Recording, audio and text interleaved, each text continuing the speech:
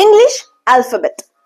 English alphabet ಅಲ್ಲಿ ನಾವು 26 letters ಅನ್ನ ನೋಡ್ತೀವಿ. There are 26 letters in English alphabet. ಅದು ನಮಗೆ ಗೊತ್ತಿದೆ. ಈ ಆಲ್ಫಬೆಟ್ ಅನ್ನ ನಾವು ಎರಡು ರೀತಿ ವಿಭಾಗಿಸ್ಕೊಳ್ತೀವಿ, ವವಲ್ಸ್ ಮತ್ತೆ ಕಾನ್ಸೋನೆಂಟ್ಸ್ ಅಂತ ಹೇಳ್ಕೊಂಡು. ಏನು ವವಲ್ಸ್ ಮತ್ತೆ ಕಾನ್ಸೋನೆಂಟ್ಸ್ ಅಂದ್ರೆ, ಹೇಗೆ ನಮ್ಮ ಕನ್ನಡ ವರ್ಣಮಾಲೆಯಲ್ಲಿ ನಾವು ಸ್ವರಗಳು ವ್ಯಂಜನಗಳು ಅಂತ ವಿಭಾಗ ಮಾಡ್ಕೊಳ್ತೀವೋ, ಹಾಗೆಯೇ ಇಂಗ್ಲಿಷ್ ಆಲ್ಫಬೆಟ್ ಅಲ್ಲೂ ಸ್ವರ ಮತ್ತೆ ವ್ಯಂಜನಗಳು ಇದೆ.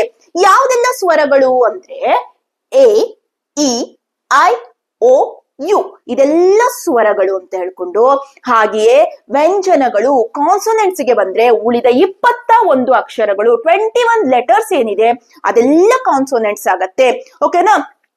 ವವಲ್ಸ್ ಅಂತ ಹೇಳಿದ್ರೆ ಏನು? ಸ್ವರಗಳು. ಎಷ್ಟಿದೆ? There are 5 vowels in English alphabet. ಓಕೆನಾ? A, E, I, O, U. ಹಾಗೆ ಕಾನ್ಸೋನೆಂಟ್ಸ್ ಗೆ ಬಂದ್ರೆ ಯಾವ್ದೆಲ್ಲ ಕಾನ್ಸೋನೆಂಟ್ಸ್? ಉಳಿದಂತ 21 ಅಕ್ಷರಗಳು 21 ಲೆಟರ್ಸ್ ಇದೆಲ್ಲ ಅದು ಕಾನ್ಸೋನೆಂಟ್ಸ್.